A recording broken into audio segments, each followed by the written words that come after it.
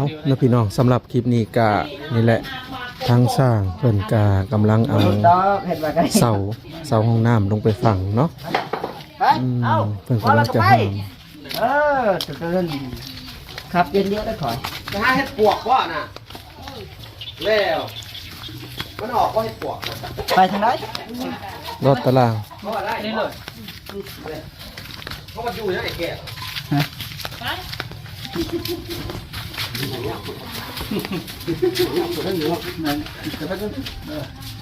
ทำให้พูดกันบอกอันนี้เช้าล้างก่อนใช่เนี่ยบริเวณสวัสดิ์ไปหาคำ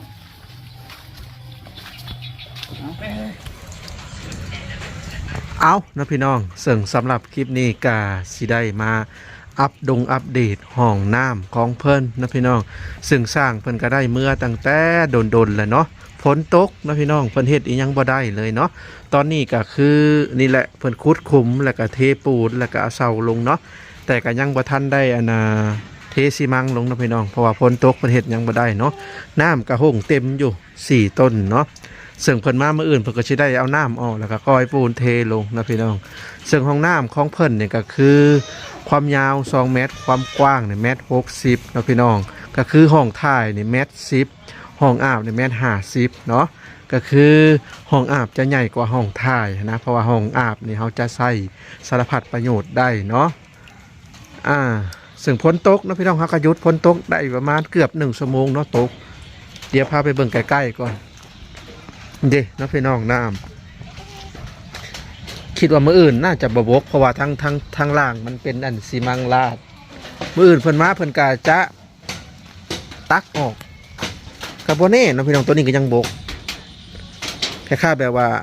ทางพื้นนะเทแต่ทางข้างบ่ได้เทก็น่าจะบกตัวนี้ล่มลงเลยเนาะพี่น้องการเฮ็ดก่อสร้างยามพ้นนี่เป็นอีหยังที่ค่อนข้างจะลำบากหลายที่สุดเนาะลำบากหลายที่สุดส่วนหลายคนลาวนี่เพิ่นจะบ่นิยมเฮ็ดก่อสร้างเฮ็ดเฮือนยามพ้นนะพี่น้องเป็นฤดูที่เพิ่นเฮ็ดไร่ไถนาเด้เนาะก็นี่แหละเฮ็ดยากแต่ว่านี่เพิ่นก็ได้ปิดพาไว้แล้วได้ทราบนะพี่น้องซึ่งมี FC ท่านหนึ่งคอมเมนต์มาบอกว่าบ่ต้องทราบก็ได้ทางพื้นคือเพิ่นทราบแต่ข้างล่างน้อยหนึ่งเป็นฝั่งเทิงเพิ่นปล่อยเลยเนาะเพื่อให้มันซึมเด้เนี่ยเห็นแต่ห้องห้อยการหยุบดินลงเนาะห้องน้ำกาประมาณนี้เนาะพี่น้องเปิดมาเมื่ออื่นเปิดกระชิแทกใส่จบดีความยาว2 เมตรความกว้าง1.60 เมตรเนาะเดี๋ยวมาเบิ่งห้องห้อยน้ำไหลก่อนนะพี่น้องคนตกแห้งอะไรได้แห้งอะไรหรอเนาะโอ้ห้องน้ำไหลแต่ว่าน้องซาอันกาอาจจะโบราณไปได้น้ำกับบกขึ้นมาพี่น้องเพราะว่าได้หันนะคันขาดแล้วทีนี้น้ำจะได้ถึงไหลลงถ้าเป็นคันบกขาดจะน้ำจะหยื่งภาษาลาวหยื่งขึ้นนะพี่น้องหยื่งขึ้นไปเลยจะอยากจุแดนของไอ้แก้วไปเลยเนาะ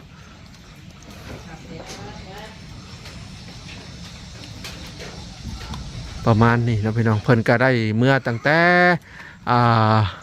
โดนแล้วเนาะ2 ชั่วโมงได้แล้วเพิ่นเมื่อส่วนรถไทยของเพิ่นก็ทางสร้างก็ได้มาตัดทางออกเนาะพี่น้องเป็นทางสแลวเนาะภาษาลาวเพิ่นเอิ้นทางสแลวเนาะพี่น้องทางสแลวก็คือทางบ่มีฮาวนั่นเองเนาะก็คือตัดออกประมาณจังนี้ก็ถือว่าเท่ไปอีกแบบนะพี่น้องเพิ่นแปลงให้เน้นหน้าดีเนาะตัดทางออก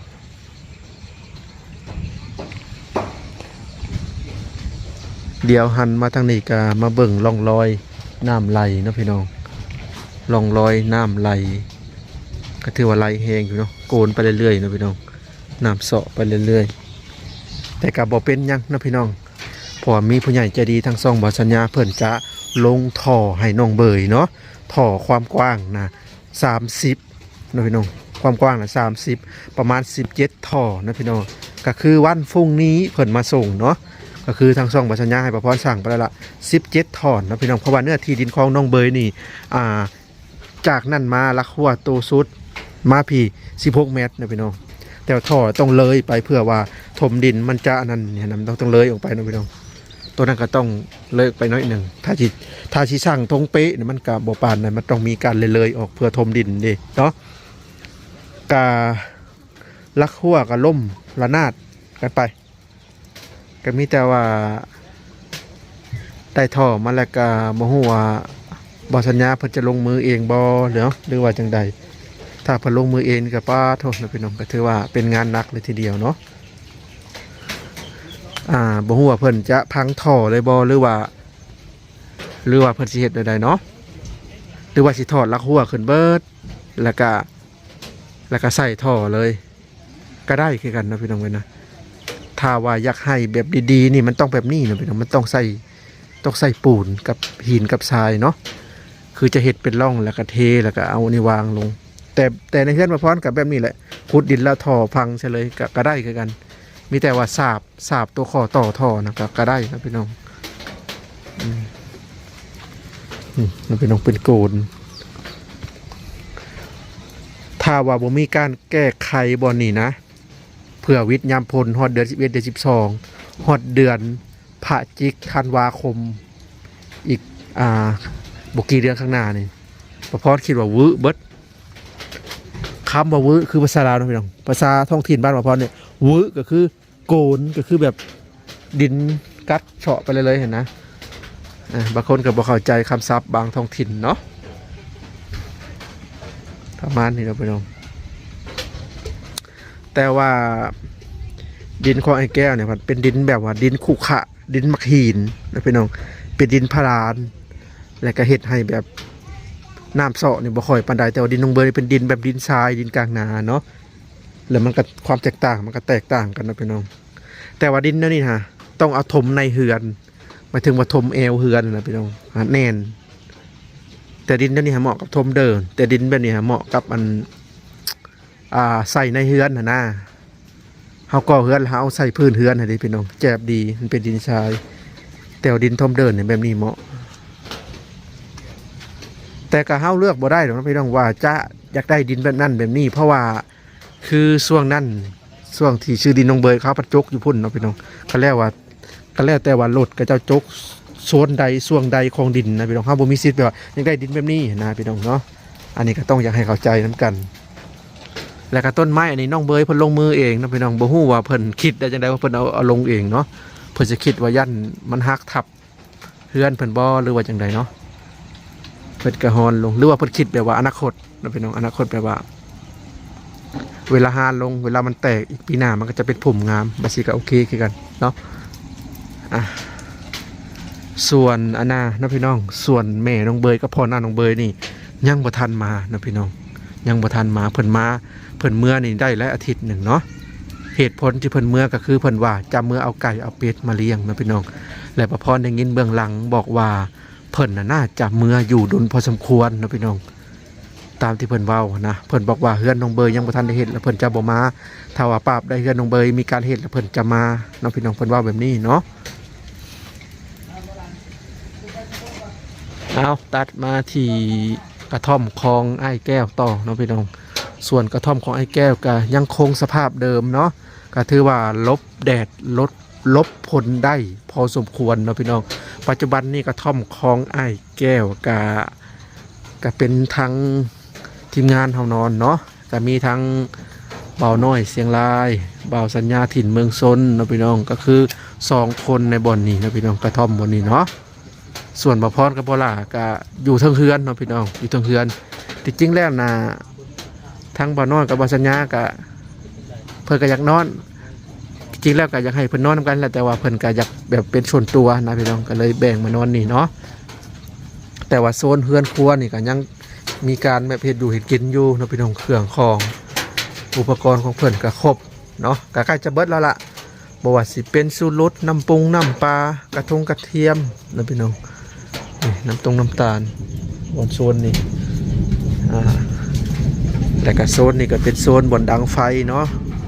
มีทั้งเคียงมีทั้งเตาพื้นเพิ่นก็ค่อนข้างจะดังยากเลยทีเดียวนะพี่น้องการดังพื้นยามฝนนะคือเมื่อวานมาพรดังต้มมาม่านะชั่วโมงหนึ่งพอดีจังติดป้าดกว่าจะได้กินนะพี่น้องเนาะถ้าแม่นช่วงนี้ต้องเป็นถาด นะพี่น้องถ้าว่ามีงบเพิ่นชื่อถาดนะเอามาดังถ่านบ่หรือว่าแบบไหม้แบบอ้อยแบบลุกๆนะพี่น้องอันนี้เปียกเบิดนี่ดังเวลาเพิ่นนึ่งข้าวปัจจุบันนี่ก็ดนนะพี่น้องประมาณชั่วโมงหนึ่งจากสิสุกเนาะ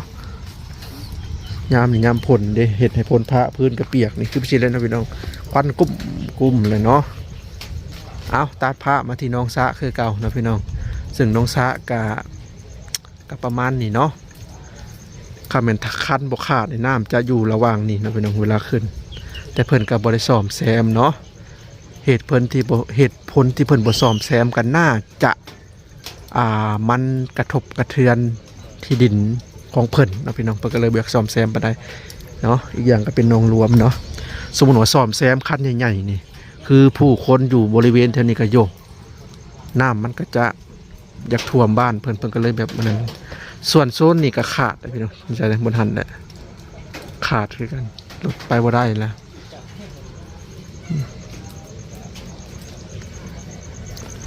โอ้น้องพี่น้องห้องหอยการหยุบของที่ดินแต่ว่าสร้างสุดนี่บ่พรยอดเยี่ยมนะพี่น้องบ่พรหยุบโป้งให้ประเทศงามมาดิเนาะเวลาเพิ่นเอาอันนี้ลงเพิ่นก็รอบให้มันงามเลยแล้วก็เพิ่นตั้งกระเทียงเนาะ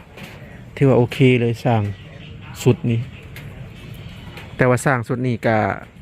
ผู้ที่มาเบิ่งเฮือนน้องเบยแรกๆเลยนะพี่น้องเพิ่นอยากได้50 ล้านนั่นแหละก็ตามฝีมือของเพิ่นเด้อพี่น้องบ่แม่นชื่อว่าสร้างราคาถูกเลยสิเห็นแก่ถูกกับบ่แม่นนะพี่น้องเฮาต้องเบิ่งผลงานที่แบบว่าละองค์ละเอียดบ่เป็นสร้างแท้บ่นะถ้าสร้างแท้นี่เวลาเฮาให้เพิ่นเฮ็ดแล้วเฮาบ่ต้องจำกัดเฮาบ่ต้องไปนั่งบอกเพิ่นนั่นนี่นะเพิ่นเฮ็ดเพิ่นเลยถือว่าสบายไปอีกแบบเอานะพี่น้องตัดภาพมาที่สวนครัวของเพิ่นก็ย้ายจากตรงนั้นมาแล้วมาใส่ตรงนี้คือเก่าเนาะส่วนยามนี่นะยามพ้นนะปลูกพักนี่บ่ค่อยอยากงามปานใดเนาะพี่น้องเพราะว่าฝนตกค่ำเนาะส่วนลายอยู่ลาวเนี่ยเขาจะมักปลูกช่วงฤดูเดือนพฤศจิกธันวาคมมกราคมประมาณนี้ช่วงหนาวๆนะดำช่วงเกี่ยวเข้าแล้วเพิ่นจะมาปลูกช่วงนั้นเป็นช่วงที่แบบว่าอากาศเย็นเด้ปลูกยังก็งามแต่ย้ำนี่ก็คือสิเห็นได้พี่น้องมันก็มีผู้ที่แบบปลูกได้เขาต้องมีหลังคาปลูกคือว่าย้ำแรงก็ต้องใส่ผ้ากันแสงเนาะอัปเดตเฮือนไอ้แก้วต่อนะพี่น้องส่วนเฮือนไอ้แก้วก็ถามมาหัวบอกกับบ่ได้หัวแล้วนะพี่น้องก็คือทางสร้างเพิ่นได้แก้โตสั่นลบแล้วเพิ่นเอาสังกะสีมาครอบอีกทีเนาะซึ่งมื้อนั้นน่ะบ่ฮู้ว่าเพิ่นคิดเพิ่นลืมบ่หรือว่าเพิ่นคิดบ่พอเนาะพี่น้องเพิ่นเริ่มบ่ได้เอาลบเดี๋ยวปกติมันมีตัวลบต่างหากนะพี่น้องลบสั่นหลังคาน่ะเนาะลบเพื่อฝนตกแล้วบ่ให้อันน้ำนะย่อยเข้ามาตามในสังกะสีบอกว่ามันหัวเพิ่นจังเอาสังกะสีเพิ่นปาดเอาสังกะสีสังกะสีที่เรือมาใส่เนาะพี่น้องปกติมันมีตัวลบเลยตัวลบแผ่นขาวๆนะตัวลบสันหลังคามันจะละเอียดตัวนั้นเนาะเอาเนาะพี่น้องตัดภาพมาทางนี้ต่อเนาะซึ่ง FC หลายๆท่านก็คอมเมนต์มาว่าบ่อยากให้ไอ้แก้วนี่ตากเสื้อผ้าไปทางโซนหน้าบ้านเนาะซึ่งพ่อก็ได้บอกไปแล้วนะพี่น้องเพิ่นก็ย้ายทิศทางมาตากทางข้างบ้านของเพิ่นและก็โซนนี้เพิ่นก็เป็นการปลูกมันสับปะหลังนะพี่น้องบ่ฮู้ว่าเพิ่นปลูกให้เป็นพุ่มหรือว่าปลูกให้ดินเพิ่นแน่นก็บ่แน่ใจเนาะต้นกล้วยเพิ่นก็หลายต้นอยู่ถ้าว่าวิทย์ไปปีนี้แหละปีหน้านี่ก็ถือว่าแน่นนาดินทมใหม่ส่วนข้อไก่เนาะพี่น้องข้อไก่ก็มีหลายๆท่านก็ยังให้ยุกย้ายไปข้างหลังเนาะพี่น้องแต่เรื่องนี้ก็บ่พรกะจักสิว่าใดๆนะพี่น้องก็เพราะว่าถมดินและถมดินเลิกนะพี่น้องทาย่ายเนี่ยก็ต้องค้นก็ต้องระดับ10 คนผมจักเนาะขุดแล้วก็ย่ายไปตรงนั้นก็โอเคอยู่นะพี่น้องก็แม่นความเพิ่นอยู่เนาะแต่ว่าเพิ่นบ่ฮู้ว่าเพิ่นสิย่ายหรือบ่เรื่องตัวนี้เอาเนาะพี่น้องเดี๋ยวมาเบิ่งข้างหัวเพิ่นก่อนข้างหัวเพิ่นมื้อนั้นเพิ่นก็ทำการขุดร่องรอยเนาะพี่น้องขุดห้องระบายน้ำว่าซั่นซะเพิ่นก็ขุดก็ถือว่าน้ำไหลอยู่นะพี่น้องก็ไหล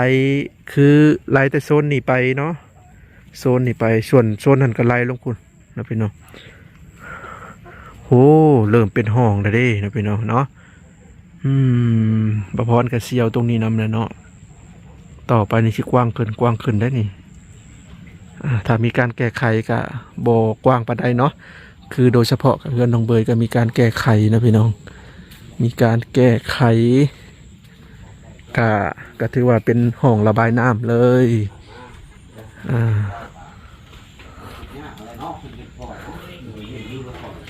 บัดนี้ก็ถือว่าเดินเฮือนเพิ่นก็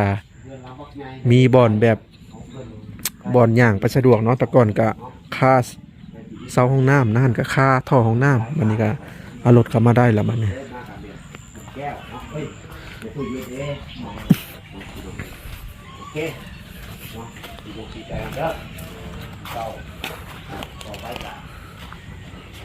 ซึ่งมืออื่นก็ท่อมาเนาะพี่น้อง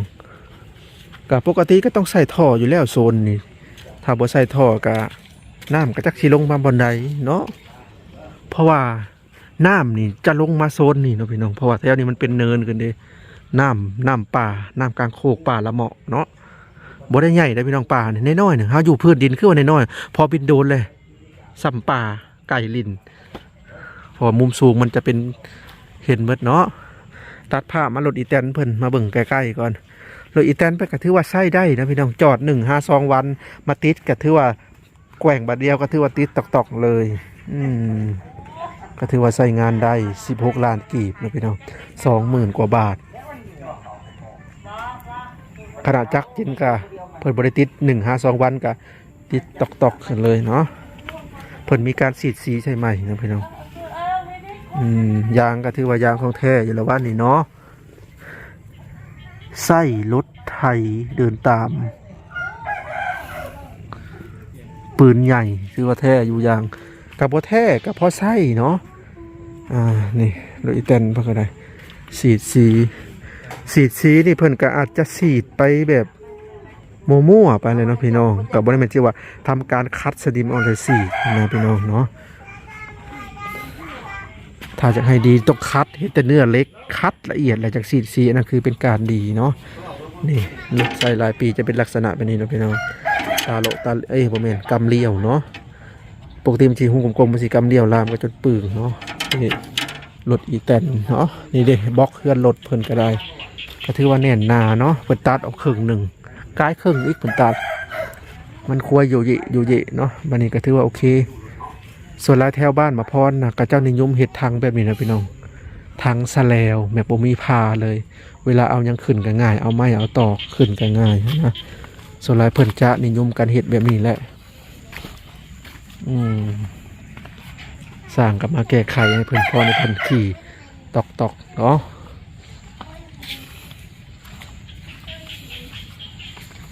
ถือว่าเพิ่นก็ได้รถตอกมาพี่น้องตอกนี่ก็ซ้ำรถยนต์ของเพิ่นผู้แลสำหรับเปรียบเทียบกันแล้วเนาะซ้ำรถยนต์ของเพิ่นผู้แลนี่ได้ไปเมืองไปนาได้เบิด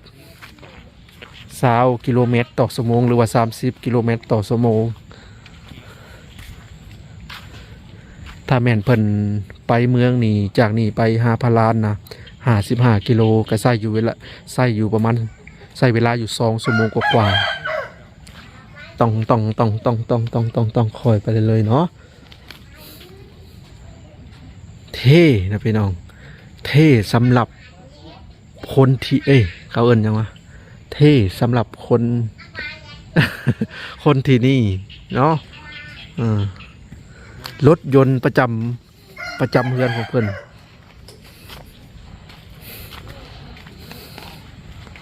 เด้ทางเพิ่นก็ได้บ่ได้ไปดำน้ำว่ามื้อนี้หยุดยังบ่แล้วว่าจ้ะไปซ้อมรถแน่เพิ่นซ่อมรถแม่นสิเอาจอดใช้บัดนี้อัดแถวนี้ละแมลงคำว่ากองทรายแบบเพิ่นเฮ็ดก็น่าจะเข้าได้เนาะเข้านี่ก็บ่ได้คือเก่าเนาะเข้าได้บ่จ้ะวะบ่ได้เนาะนี่แหละที่เพิ่นทั้งตอนแรกๆเพิ่นก็เอายับมาพี่พูดเนาะอ๋อคำบ่มีอันนี้ก็เข้าได้คือกันเข้าโซนนี่ ทรายกับหินกับกองบ่มีบนพื้นที่นะพี่น้องทรายกับหินมีเฮ็ดห้องน้ำนี่ก็สิเหลืออยู่เนาะพี่น้องเหลืออยู่ จะโม้เลยเนี่ย เข้าอยู่พัทยา บ่ไป ไปใช้ บ่ทุก มือจะเท่าเนาะมือจะไปจะเท่าเนาะ ฝนตกเฮาก็เอื้อนพี่น้องเฮาก็หยุดอืม อยู่บนเรือใหญ่มา จะโม้เลยเนี่ย ตอนนี้เป็นเวลา6 โมงกว่าๆแล้วพี่น้องเอ้ย 4 โมง 6 โมงกว่าๆแล้วตอนนี้เนาะใกล้จะค่ำแล้ว ทัดดูเดี๋ยวพาเข้าใส่แป๊บนึง เอาแล้วนะพี่น้องสำหรับคลิปนี้กับบ่มีหยังหลายเนาะก็คืออัปเดตสถานการณ์บ่แม่นสถานการณ์เนาะพี่น้องอัปเดตห้องน้ำเพิ่นน่ะเนาะห้องน้ำเพิ่นก็ยังดำเนินการเรื่อยๆไปอยู่เนาะพี่น้องแล้วก็อัปเดตสถานการณ์เรือนชานของเพิ่นแล้วก็สถานที่เนาะเอาแล้วพี่น้องสำหรับคลิปนี้ขอตัวไปก่อนเอาไว้คลิปหน้าเอาไว้ EP หน้ามาพอกันใหม่เนาะไปแล้วพ่อพี่น้องสบายดีและสวัสดี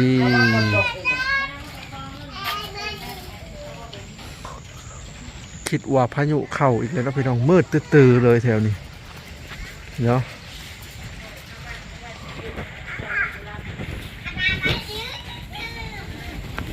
ซื้อข้าวมากินน่ะ